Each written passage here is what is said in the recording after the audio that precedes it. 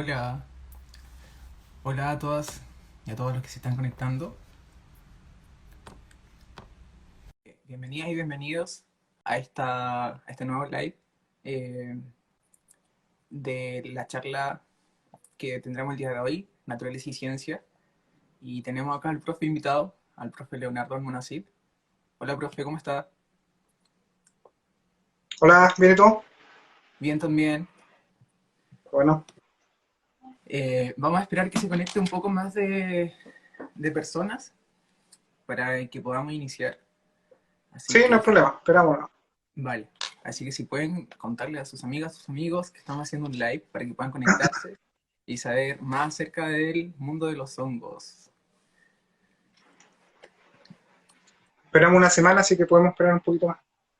Así, le pedimos las disculpas por el inconveniente de la semana anterior. Son problemas que se escapan de nuestras manos. El tema de la tecnología a veces no nos juega una buena pasada, así que, pero aquí estamos hoy día con una mejor conexión para que podamos hacer Sí. el live sin 8G. ningún.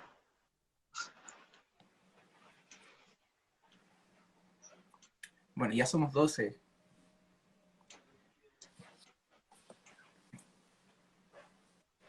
Si quiere, profe, vamos a comenzar nomás y a medida que se vayan conectando ya vamos haciendo un feedback de lo que va hablando. No sé, como quieras, dime tú. Ya. Eh, bueno, primeramente me presento, soy Pablo Carrillo, estudiante de biotecnología y parte del equipo de medios del Parque Rucamanque. Eh, Estas charlas que hemos realizado ya hace varios meses se enmarcan en un proyecto que se llama Naturaleza en Casa, un viaje virtual al del Parque Rucamanque. Es un proyecto que surge por la necesidad de acercar el parque a las personas, más ahora en el contexto en el que estamos de pandemia. Con las cuarentenas y todo no se puede ir a visitar el parque. Entonces, la idea es poder traer un poco del parque hacia ustedes. Eh, bueno, vamos a iniciar esta charla denominada Naturaleza y Ciencia. Y el invitado especial que tenemos el día de hoy es el profe Leonardo Almonacid Muñoz. Él es biólogo ambiental. También tiene un magíster en ciencias biológicas, mención microbiología, y es doctor en ciencias de recursos naturales. También el profesor es investigador y docente de la Facultad de Ciencias Agropecuarias y Forestales de la Universidad de la Frontera. Así que ahora le doy el paso a usted, profe, para que pueda, no sé, decir algunas palabras antes de comenzar el live. Vale, gracias, Pablo. Bueno, lo primero, pedir las disculpas de lo que pasó la semana pasada, ¿cierto? Como bien tú decías, fueron problemas de conexión. Son cosas que pasan más o menos regular en este contexto de pandemia, donde está todo el mundo conectado a Internet, entonces falla un poco a veces los sistemas. Así que gracias por conectarse nuevamente. Esperemos que la charla cumpla con sus expectativas y vamos a comenzar. Bueno, gracias también al Parque Rucamanque, ¿cierto?, por invitarme a estar con ustedes hoy día en el contexto de este proyecto, como bien tú decías, donde se está tratando de acercar el parque a la gente a través de distintas disciplinas incluso. Súper, muchas gracias, profesor. Bueno, vamos a comenzar con la primera pregunta, que puede sonar un poco obvio para algunos, pero no todos sabemos muy bien de qué son o de qué se tratan. Así que la primera pregunta es, ¿qué son los hongos, profesor? ¿Qué son los hongos? ¿Por qué se le llaman hongos? ¿O si tienen otros nombres? ¿Cuál es la diferencia entre cada nombre o forma de nombrarlo? Si nos pudiera contar, por favor. Ya. Bueno, los hongos en general son un grupo de organismos, ¿cierto?, que es distinto de las plantas y de los animales. Que también puede sonar algo muy obvio quizás, pero hasta no hace mucho tiempo se pensaba que los hongos estaban incluidos dentro de las plantas. Y hoy en día seguro que todavía hay gente que cree que los hongos son plantas.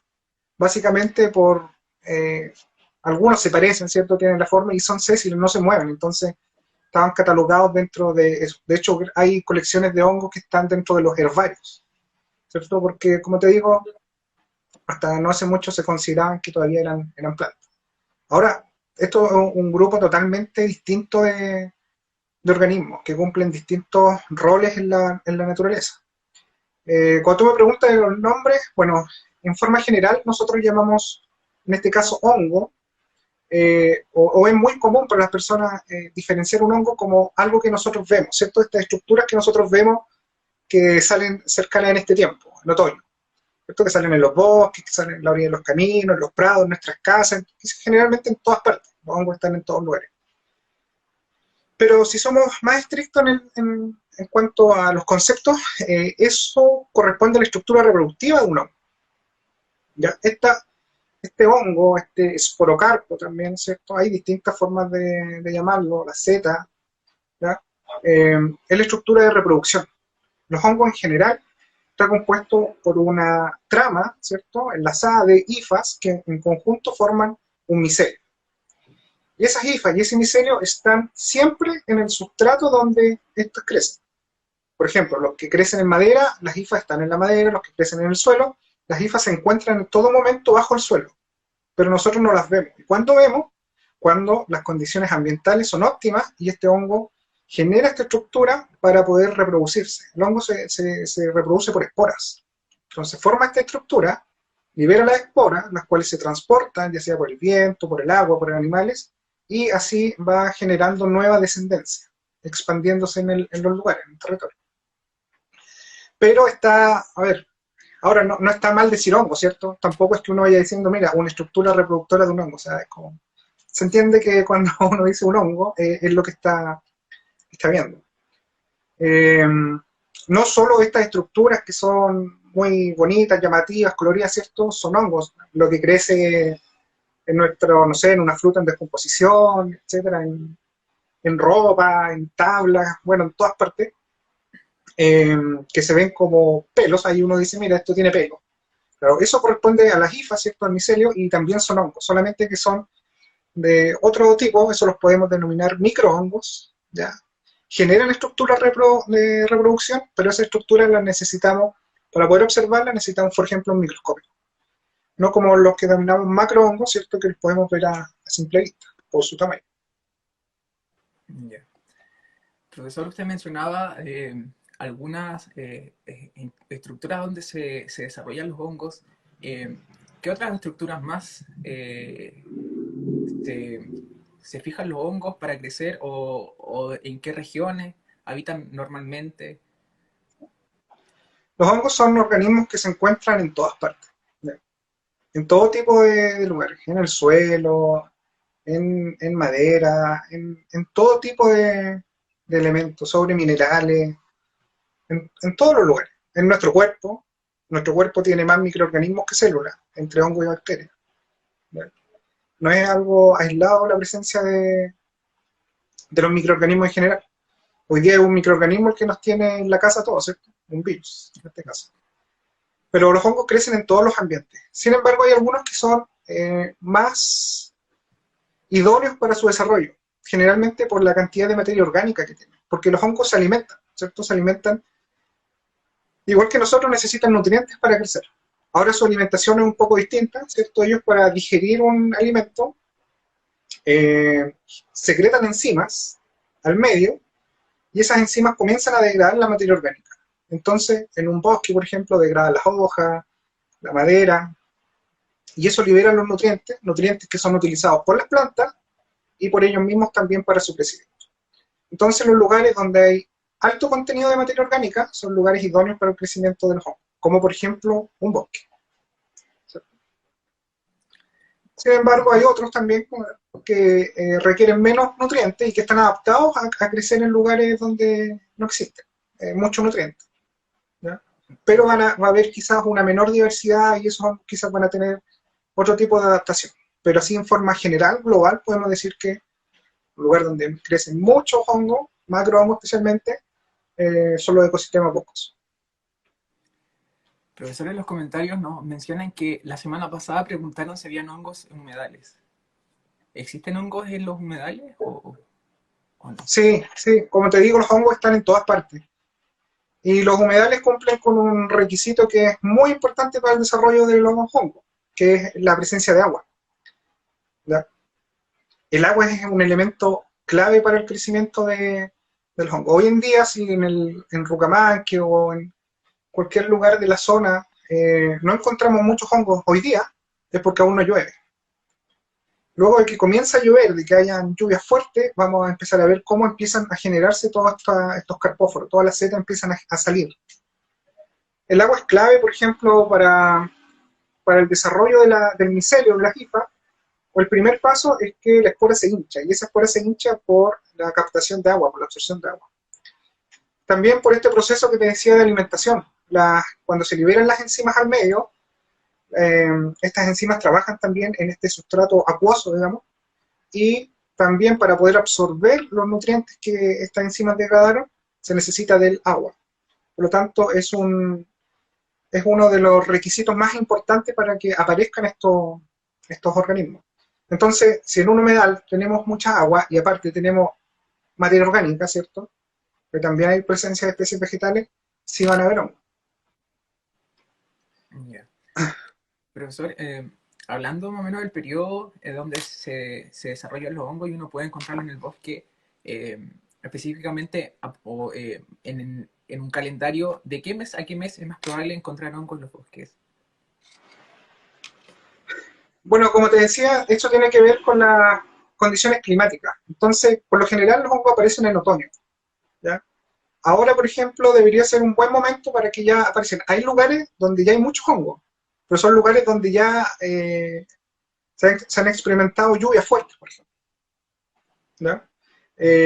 Acá, en Rucamanque, por ejemplo, todavía no hay mucha diversidad porque no ha llovido. Y todavía va a llover en los próximos días, pero muy poco. Entonces, el calendario, mira, en forma general podríamos decir otoño, pero tiene que ver principalmente con la lluvia. Luego ya desaparecen como en mayo, por decir algo, porque ya baja mucho la temperatura. Entonces son distintas las condiciones que necesitan los hongos, no solamente humedad, temperatura, radiación, etc. Entonces se comienzan a desaparecer porque hace mucho frío. En el verano no hay porque hay mucho calor y no hay agua. Entonces tiene que haber como una condición, una mezcla, digamos, óptima entre humedad y temperatura, y esa mezcla se da generalmente en otoño. Yeah. Por eso, finales de marzo, abril, principios de mayo, es un buen tiempo para verlo. Profe, en los comentarios nos preguntan si los hongos que crecen en la piel, como en los pies o en las uñas, forman el micelio entre el tejido que están asociados. Sí, funcionan igual que como funcionan, por ejemplo, descomponiendo madera, ¿ya? Ellos están descomponiendo materia orgánica, en este caso una uña o la piel. A los hongos, bueno, hay distintos tipos de hongos, ¿cierto? Decía que están estos macrohongos y están los microhongos. Y dentro de los hongos también cumplen distintos roles y hay algunos que producen enfermedades, ¿ya? Que producen enfermedades en humanos, donde tú puedes aspirar las esporas, por ejemplo, y te pueden provocar daño a los pulmones, o estos hongos que crecen en la piel, que te producen manchas casi necróticas, ¿cierto? Mucha picazón, las uñas, típico. También por la humedad, siempre los pies están más húmedos, ¿cierto? Por eso hay que sacarse bien los pies después de bañarse. Y crecen igual, como te digo, que en otros sustratos. Ellos generan el micelio y van provocando daño. Obviamente no sale un cuerpo fructífero, ¿cierto? No va a tener una seta en un pie, pero vas a tener, por ejemplo, una mancha. Porque es otro tipo de hongo que se alimenta de otro tipo de sustratos, son microhongos. Profe, los comentarios preguntan, ¿qué es un micelio? ¿Qué función cumple para El poder... micelio realmente es el hongo. O sea, a ver, así como nosotros tenemos una unidad estructural que es la célula, ¿cierto? Para nosotros nuestra unidad estructural es la célula. Para los hongos su unidad estructural es un filamento llamado hifa, que es un filamento muy delgado, que mide micrómetros, podríamos compararlo con un pelo, por ejemplo, pero es mucho más pequeño, y esa es su unidad estructural. Cuando todas estas hifas se juntan y se comienzan a entramar, a alargarse, a enredarse entre ellas, forman, no es un tejido, pero podría ser algo similar, ¿no? Pero no lo es, digamos. Ese conjunto de hifas se llama micelio. Y como les digo, en realidad eso es el hongo. Lo que nosotros vemos luego es la estructura de reproducción, donde están las esporas. Entonces, si dicen cuál es la función o qué es el micelio es el hongo completo. Y lo que nosotros vemos es solamente la estructura de reproducción. Profe, ¿y cuál es la función de los hongos dentro del bosque? ¿Qué rol cumplen dentro de un ecosistema como un bosque? Mira, los hongos cumplen distintos roles. Hacia grandes rasgos uno los puede separar como organismos simbiontes, organismos parásitos, eh, y, a ver, simbiontes, ¿cierto? Como las micorrizas, por ejemplo, parásitos y saprófitos, o sea que degradan materia orgánica. Esto también tiene que ver con sus formas de nutrición, estas tres categorías. Dentro de un bosque quizás las dos más importantes en orden son la degradación de la materia orgánica que hacen los saprófitos y la simbiosis micorrícica. ¿Por qué? Porque los saprófitos se encargan de degradar, como he dicho varias veces ya, ¿cierto?, la materia orgánica. O sea, cuando en un bosque caen las hojas, caen las ramas, estamos hablando de toneladas de materiales al año por hectárea, ¿cierto? Toneladas, no sé, 5, 8 toneladas, por decir algo. Imagínate si eso no se descompone o no hay nada que lo descomponga. Eso se acumula, ¿cierto? Se acumularía para siempre.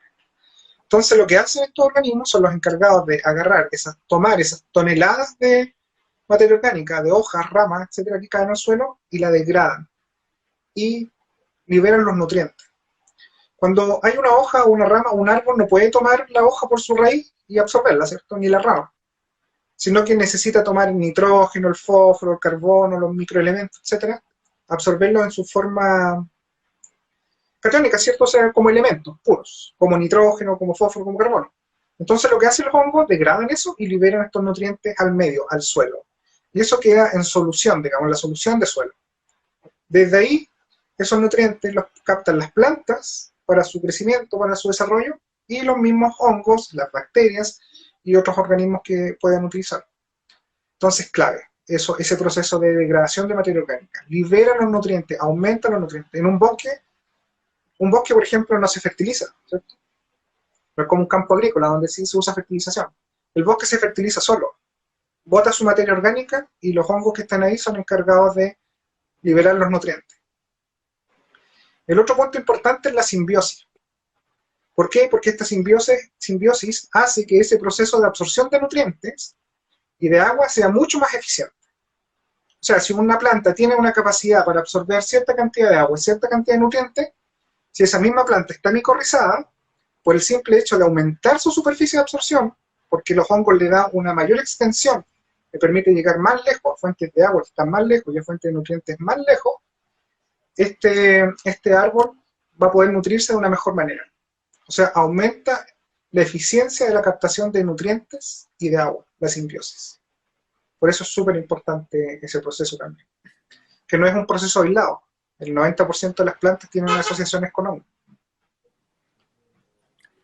Profesor, nos preguntan también, ¿cuánta superficie puede abarcar un micelio? Un micelio puede abarcar incluso hectáreas. De hecho, el organismo vivo más grande del mundo es un hongo, ¿ya? Que se encuentra en Estados Unidos, ¿cierto? En Oregon me parece mucho, que tiene hectáreas de... sus dimensiones son hectáreas. ¿Por qué? Porque recuerden que aquí el hongo no es el cuerpo fructífero, no es que hay un cuerpo fructífero gigante, ¿cierto? Que mide hectáreas, no. Es el micelio, las hifas que van bajo el suelo, las que abarcan esta superficie. Y eso se ha estudiado con estudios moleculares, donde han tomado muestras en un lugar, luego se han alejado del sitio, ¿cierto? Han tomado muestras, no sé, muchos metros más allá y se han dado cuenta que las muestras que toman son clones. Entonces, básicamente, es el mismo organismo. Entonces, respondiendo a esa pregunta, un micelio puede miles de metros. Además, pensemos que son filamentos microscópicos, o sea, en micrómetros. Si nosotros tomáramos una IFA al lado de la otra y la extendemos, eso seguro que te da muchos kilómetros de IFA, de cualquier hongo. Qué interesante, profesor. Bueno, también nos preguntan por qué algunos hongos son comestibles y otros no. ¿El hongo es beneficiado al ser el alimento de otros organismos o simplemente es depredado? Bueno, todos los hongos son comestibles, solo que algunos una sola vez, dicen por ahí, ¿cierto? Eh, Mira, básicamente hay algunos que no se pueden comer porque producen micetismo, ¿cierto? Que es la intoxicación por hongos, porque tienen toxina. Ellos generan grupos de toxinas bien específicos que te producen generalmente daño hepático, que es como lo más común, daño a los riñones, y te pueden provocar la muerte incluso. Y los otros hongos que son denominados comestibles no tienen esta presencia de estas toxinas, por lo tanto no te van a generar un daño. Ahora, hay hongos también que no necesariamente te van a matar, sino que te va a dar dolor de estómago, ¿cierto? Dolor de cabeza, te va a dar náuseas, te vas a sentir mal, pero no vas a morir. Y hay otros en que sí puedes morir, o sea, al menos en Chile yo creo que una vez, dos veces al año hay personas que se intoxican por hongo, por comer. Porque no es fácil hacer la diferenciación. No hay una clave mágica para decir este hongo se come, este hongo no se come. ¿Ya? Solamente tienes que, es un conocimiento que hoy en día se transmite casi de forma oral, o sea, que una persona te transmite el conocimiento de cuál es comestible y cuál no. Pero si por eso no es recomendable consumir hongos si tú no conoces realmente lo que estás consumiendo.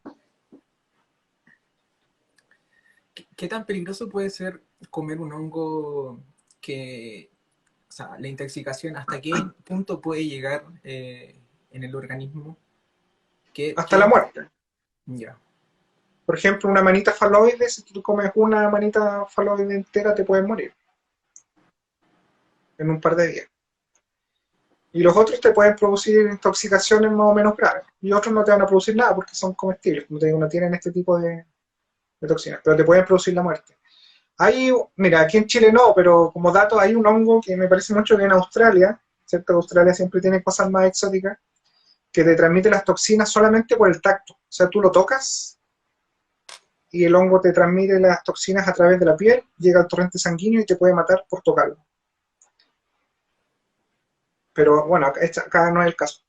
Pero sí, por ejemplo, acá hay amanitas faloides, que muchas veces se confunde con los agaricales, ¿cierto? Con las típicas callampas de Prado, por decirlo así, esas blancas, ¿cierto? Porque la amanita faloides también es blanca, no todas las amanitas son rojas con escamas blancas como la amanita muscaria, hay de varios colores.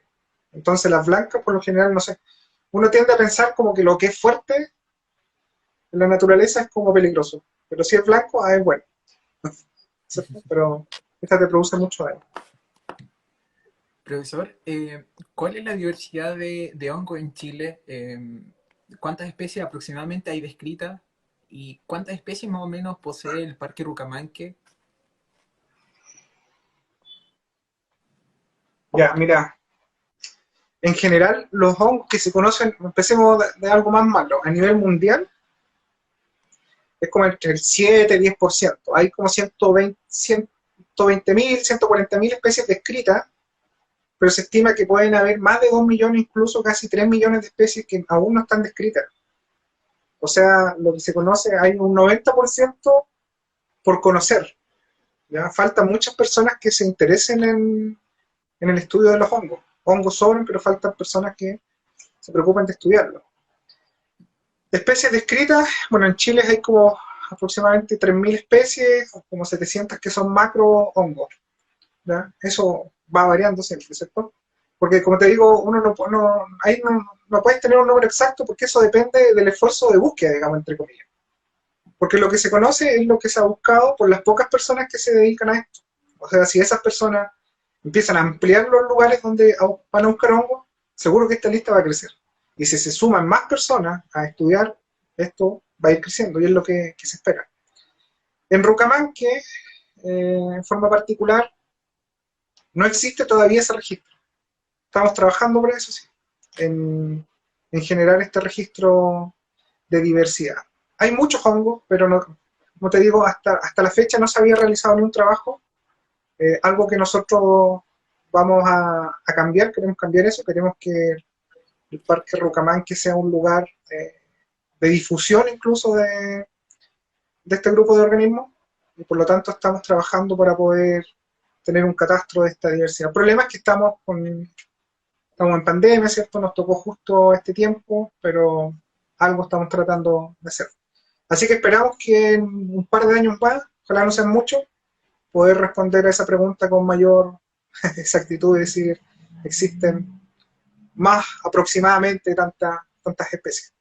Pero en general te puedo adelantar así que la variedad es grande, o sea, porque Rocamanque es un parque único. Y como es un lugar único, un bosque único, los hongos que tienen también son únicos, asociados a estos árboles. Como digo, la asociación entre árbol y microorganismo es una asociación muy estrecha, o sea, ellos no viven solos, ¿ya? La colonización de las plantas en el sistema terrestre se dio por un hongo micorrícico, ¿ya? Hay fósiles de hace 450 millones de años que muestran que cuando las plantas colonizaron la Tierra, lo hicieron gracias a hongos. Otra pregunta que hay en los comentarios es, ¿cómo era la descomposición de la materia orgánica antes de que existiera el...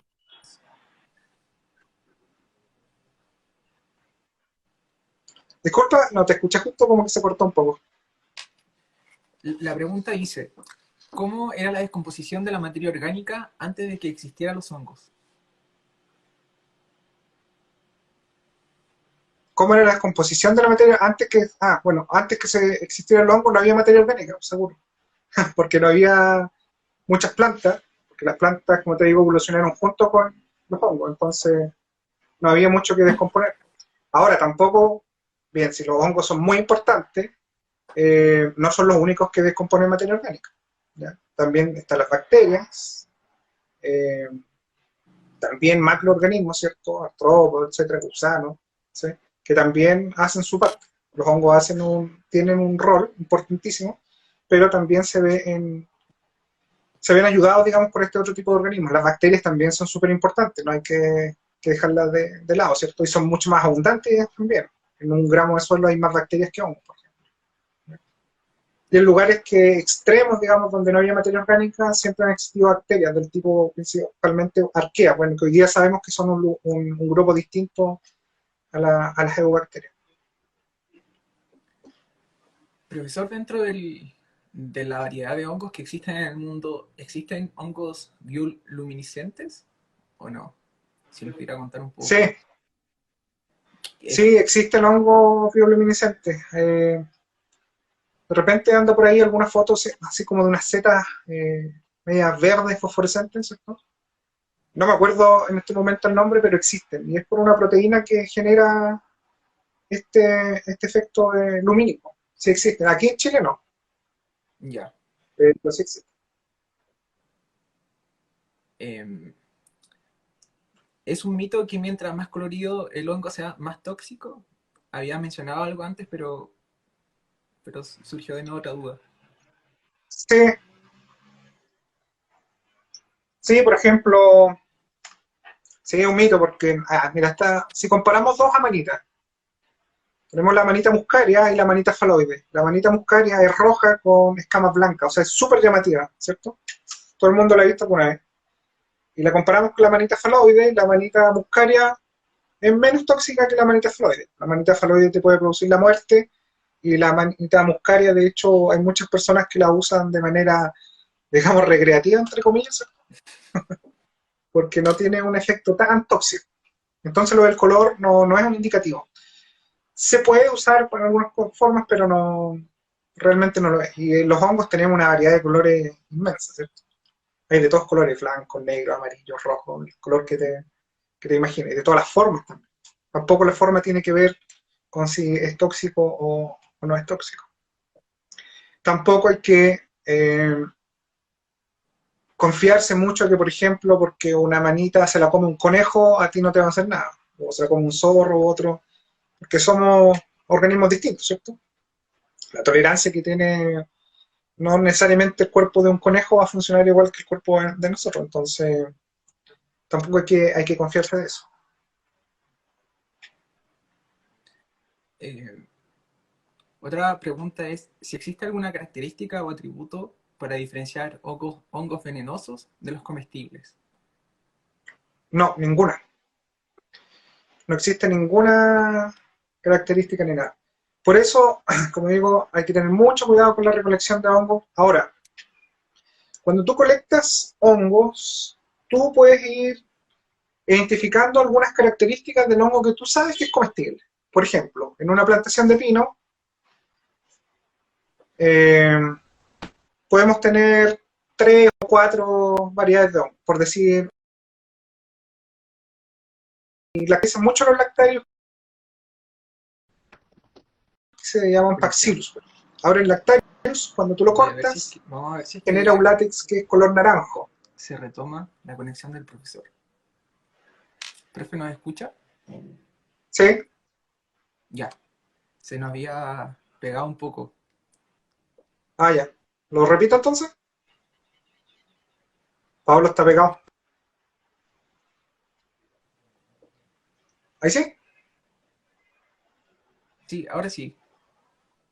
Ya. De nuevo. Entonces los hongos, Inicio. yo voy a empezar del... ¿En qué estado? Se me olvidó ya. Ah, ya, de algunos atributos que te pueden servir para reconocer. Por Sí, ejemplo, si tú conoces que el Lactarius deliciosus, deliciosus es la especie, es comestible, tú sabes que, por ejemplo, al cortarlo genera un látex de color naranjo. Si tú le pasas la mano por debajo con las láminas, te va a quedar un látex naranjo y luego ese color incluso va a virar a verde. Eso te sirve a ti como para saber que ese hongo es el comestible y no otro que se parece mucho, que por ejemplo puede ser un Paxillus, que no genera ese látex naranjo, que si tú le pasas la mano no te va a quedar la mano naranja y no va a virar a verde. Entonces eso tú lo puedes usar como una ayuda a memoria para ti, para saber ya, este es comestible, este no. No quiere decir que todos los comestibles generen látex naranjo, no sé si se entiende, pero si tú sabes que ese es comestible, puedes usar esa característica, por ejemplo, para poder diferenciarlo de otro. ya. Teniendo en cuenta que el género Nothofagus es un género que corresponde a un grupo de variedades de varias especies de árboles, como por ejemplo el roble es uno de ellos del Nothofagus. ¿Qué especie de hongo realizan asociación simbiótica con este género, con el género Nothofagus?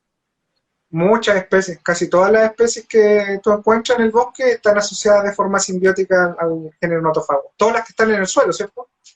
Porque están en el suelo, pero su micelio, recuerden, pasa por debajo de la tierra, se une a las raíces de los árboles. Casi todas las especies que están acá están unidas al género notofago. O sea, si tú quieres ir como ganador, dices, ah, ya ese es un simbionte de notofago. O sea, es como lo más común. ¿Ya? Hay algunas especies que son como icónicas, como el Butyriboletus loyo, por ejemplo, ¿cierto? Que es súper conocido, el loyo, no sé, el changle, la ramaria, que también están unidas al género notofago.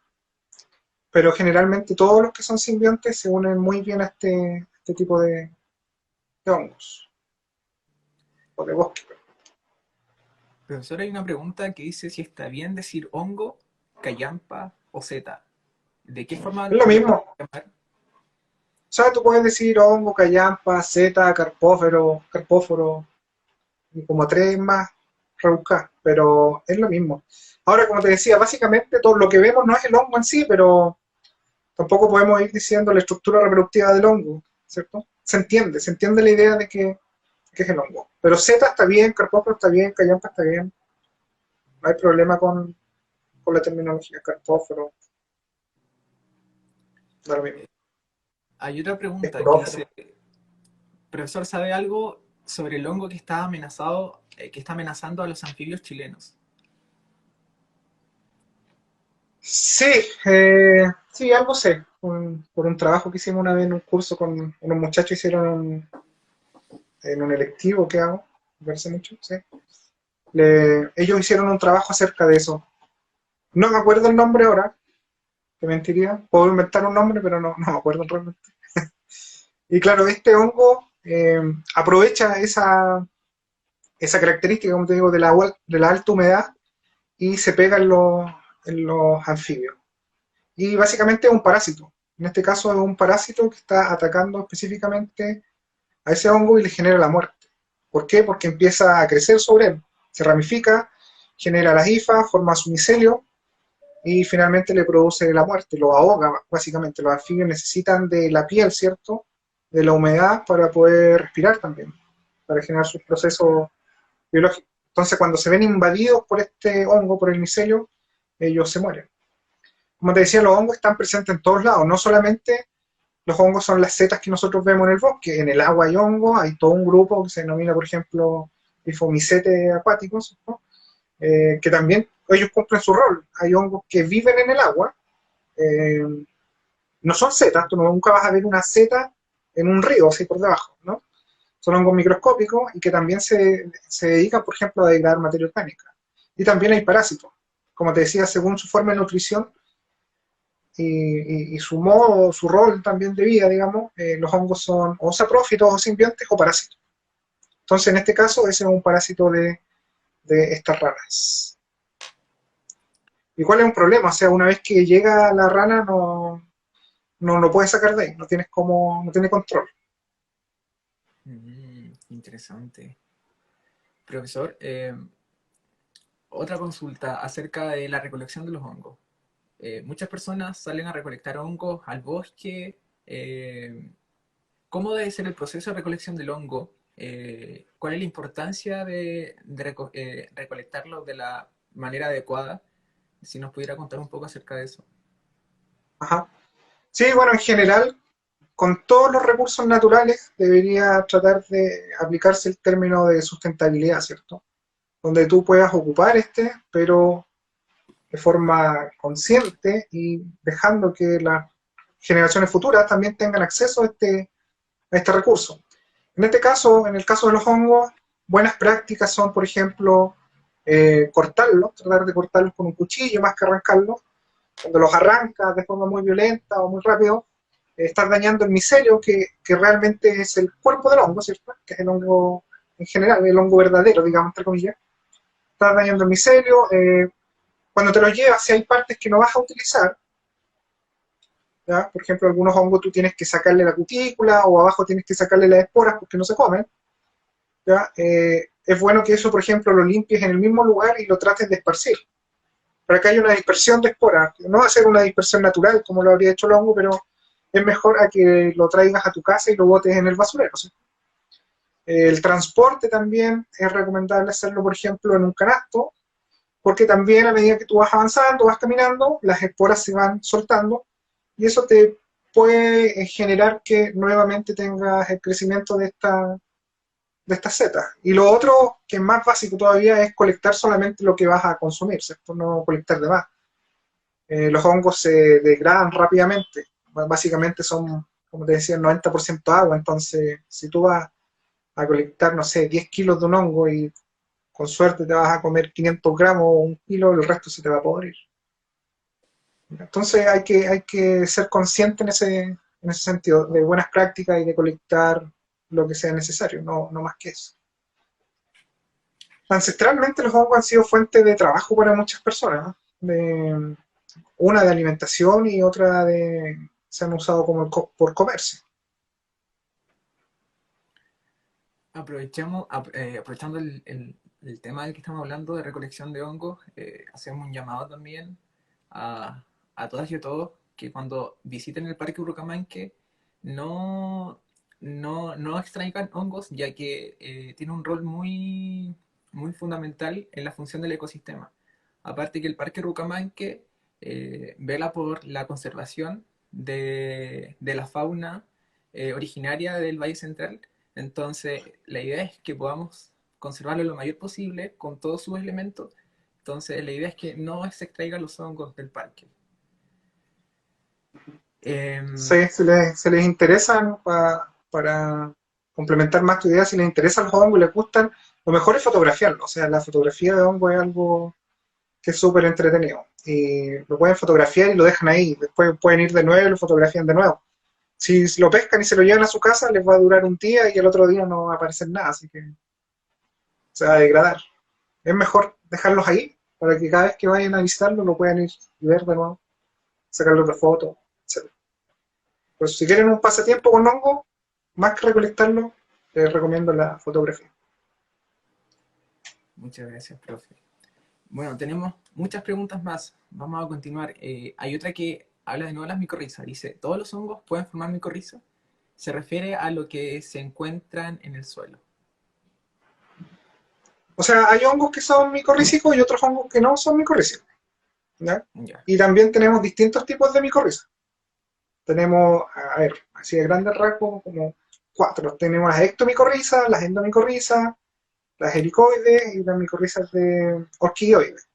Entonces, esos son otro tipo súper especial de micorrización, que se produce entre algunos hongos de vida libre, ¿cierto? Que generan una simbiosis con las puras orquídeas, o otros solamente con la ericácea.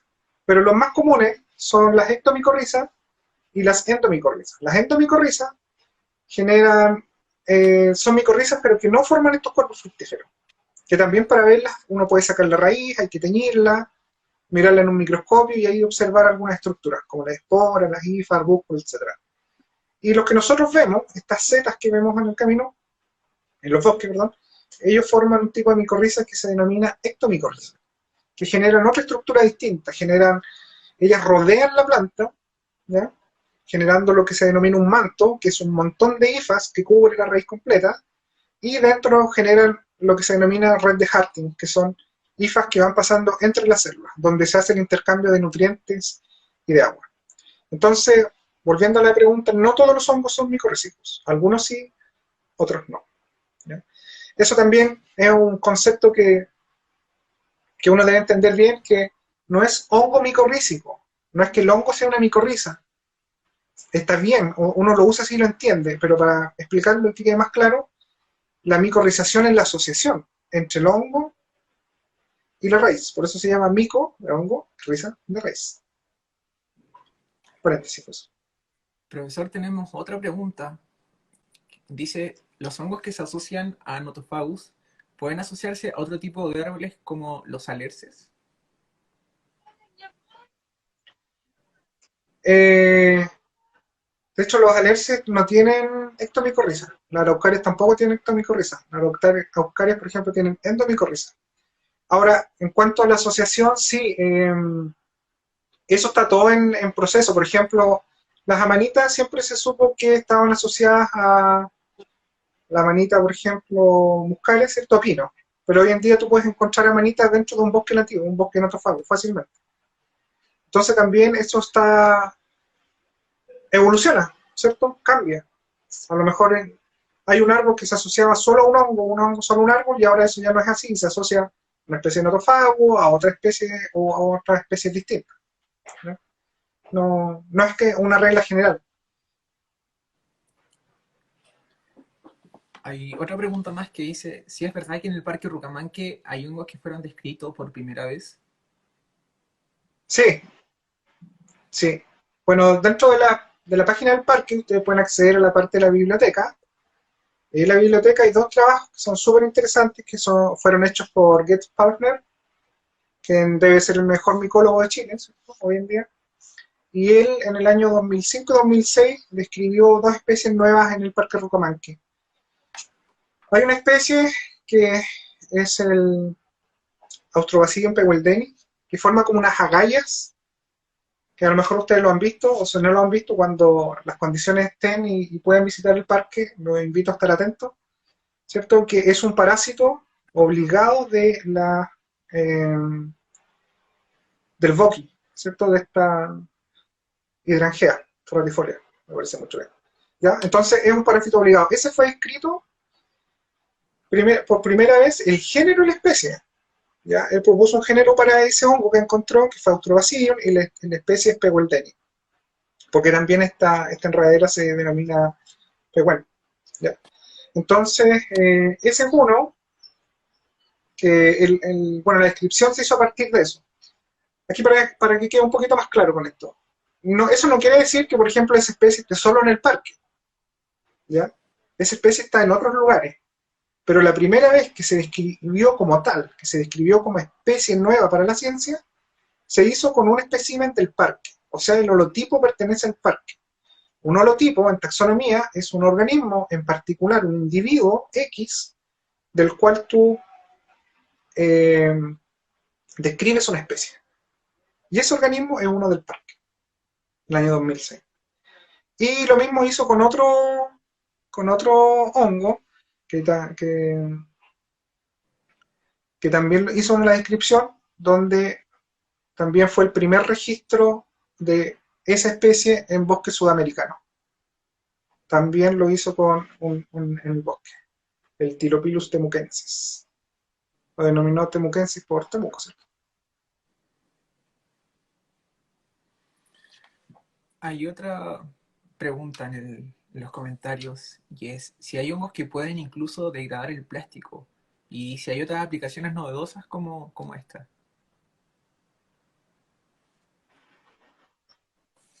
Sí, seguro. Son cosas que ya hace un tiempo se vienen estudiando y se buscan en las fuentes. Por ejemplo, hay algunos hongos y bacterias que ya se sabe que pueden degradar este tipo de polímeros como plástico y se han encontrado en lugares donde hay mucho plástico, ¿cierto? Donde se genera el plástico. Ahora, como productos biotecnológicos, o sea, los hongos se pueden denominar fácilmente como herramientas biotecnológicas. Muchos. Imagínense que conocemos el 10%. En ese 90% restante puede estar la cura quizás a qué cosa, o algo que genere un producto muy novedoso. Hoy en día hay hongos, por ejemplo, que crecen en el parque, ¿cierto? Y que crecen en otros lugares, como, no sé, Antracophyllum, por ejemplo. Si ustedes van por el parque y van viendo casi siempre donde están las cercas, ¿cierto? De madera, en los senderos, hay unos honguitos que son medio rojos, que son como unas campanitas pequeñas, eso se denomina Antracophyllum. Ese hongo, por ejemplo, genera un tipo de enzimas que degrada la lignina. Y varios hongos más, que son saprófitos, degradan la lignina. La lignina es un polímero súper complejo, y por esta capacidad que tienen estos hongos de degradar la lignina, dicho sea de paso, los hongos son los únicos organismos capaces de degradar la lignina, ¿cierto? Pueden degradar otro tipo de compuestos, por ejemplo, herbicidas o pesticidas. Entonces hay toda un área de estudio que se denomina bioremediación, que se da con organismos vivos, ¿cierto? Que se llama bio, puede ser con plantas o con microorganismos. Y en el caso de los hongos, uno lo podría denominar como micorremediación. O sea, podemos utilizar el hongo como tal o las enzimas de un hongo para, por ejemplo, eliminar el exceso de pesticidas de un campo agrícola. Entonces ahí hay un uso biotecnológico súper claro. Hay varios hongos que generan este tipo de enzimas y como te digo, eso es de los pocos hongos que se conocen, así que el 90% que todavía está por descubrir, seguro que tienen muchas más aplicaciones. ¿Ya? En el chat preguntaron por un nombre de un hongo que degradaba plástico. Bueno, ahí Cami lo colocó para que puedan tomarlo de los Ujú. comentarios. Profesor, una pregunta. ¿Cree usted que existan especies nuevas o únicas en el Parque Rucamanque? Seguro que existen especies nuevas. Es probable que uno pase, las pise, las pase mirando y no se da cuenta que son especies nuevas. O sea, quizás cuánta gente pasó antes del profesor Pafner, por ejemplo, por el parque, y vio esas acayas ahí colgando en esta liana, ¿cierto? Y, y nunca se imaginó que era algo que no estaba descrito, ¿cierto? Y seguro que hay cosas nuevas, especialmente en Rocamac, como digo, un lugar único. Entonces, como este bosque está muy bien conservado y la asociación de plantas que tiene, vuelvo a repetir, es única, seguro que hay hongos que son nuevos. Sí, aquí lo que faltan son personas que trabajen en la descripción de hongos, que no es un trabajo fácil. Esto es un trabajo medio frustrante en realidad porque tú vas, encuentras mucho, pero la mayoría de los que encuentras a simple vista son NN. Entre más sabes de esto, te confundes más, ¿cierto? Eh, Hay hongos que son muy iguales, que son idénticos casi morfológicamente, pero taxonómicamente son grupos totalmente distintos, o al revés, unos que son grupos muy taxonómicamente muy emparentados, pero morfológicamente son muy diferentes, etc. Por eso es importante conservar eh, todo lo que hay en el parque, porque si se extraen indiscriminadamente especies de hongos, quizás estamos extrayendo hongos que son únicos, que todavía no son identificados, y estamos afectando al ecosistema que se está conservando en Rucamanque. Eh, la penúltima pregunta, profesor. ¿Existe ¿Mm? alguna normativa que regule la extracción de hongos en Chile? No, no como tal, no. La extracción no.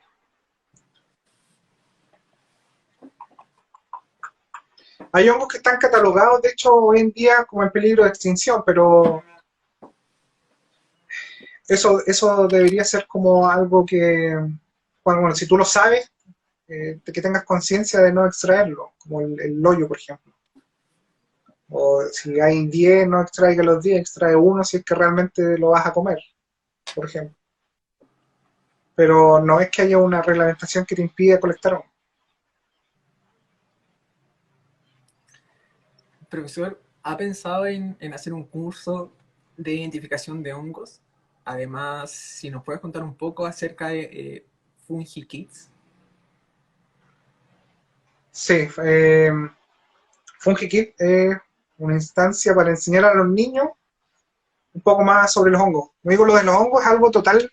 Mira, que yo diría que hace 2 años atrás no tenía mucha importancia, o sea, en el sentido de que no era muy conocido. Yo seguro que hace 2 años atrás no me habían visto nunca, ¿cierto? Ahora cada vez que aparece abril me ven aquí. Pues aparezco en mayo y aparezco en abril del otro año. Algo que, digamos, está en un boom, que digamos que está de moda, ojalá sea una moda que esté para quedarse, ¿cierto? Y aprovechando eso, hay que generar más conocimiento.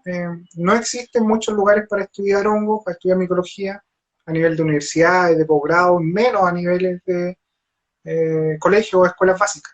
Entonces la idea del FungiKit es hacer algo como esto, explicar a los niños de forma muy simple e interactiva qué son los hongos.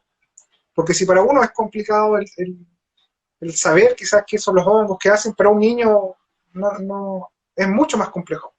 Entonces por eso nace esta iniciativa de hacer FungiKit.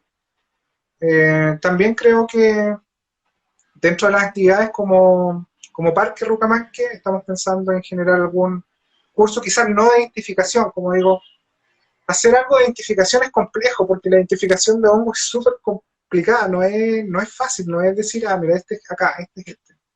O sea, hay unos que son súper comunes y fáciles de identificar, pero hay otros que requieren mucho más conocimiento o tú tienes que, no sé, por lo mínimo, por lo bajo, estudiar la espora y luego ya hacer estudios moleculares, por ejemplo. Así que no sé si de identificación, pero yo creo que algún curso de hongo donde se pueda, lo mismo que estamos hablando ahora, pero en mayor profundidad, yo creo que es algo que vamos a tratar de generar. Donde podamos ver tópicos específicos, por ejemplo, todo un día de micorrización.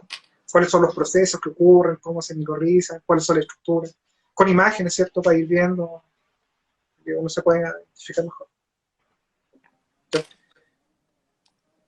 Muchas gracias, profesor, por habernos acompañado en este nuevo live del Parque Rucamanque, denominado Naturaleza y Ciencia. También le damos las gracias a todas y a todos los que se han conectado eh, por la paciencia, por su tiempo también y por su interés de poder conocer más acerca del mundo de los hongos. Es un mundo completamente hermoso, poco explorado, como decía el profesor. Así que igual motivarlos a ustedes para, para que puedan conservar los hongos y tener conciencia y sustentabilidad al momento de eh, ir al bosque, no dañarlos, si los extraen, extraerlos de manera sustentable y repetir nuevamente el llamado de que si van al Parque Rucamán que no los extraigan, ya que es un lugar de conservación. Eh, entonces, eso, muchas gracias a todos. Vamos a dejar al profe también por si quiere dar unas palabras de despedida en este live. Sí, lo mismo, dar las gracias a todas las personas que vieron aquí en vivo. También repito las disculpas por la vez pasada, que se pudo dar. Y los invito a todos Vamos, a, vamos a esperar a que que... ¿Sí? ¿Me escuchan? se le conectó o se le cortó un poco la conexión, profe, pero ahora se le escucha. No, de nuevo se fue. Ya. Bueno, pero en general lo que era, como Ahora te sí. digo, dar las gracias a todos por estar viendo esto y los invito a interesarse más en el estudio de los hongos. Como digo, hay muy pocas personas que se dedican principalmente a los que son.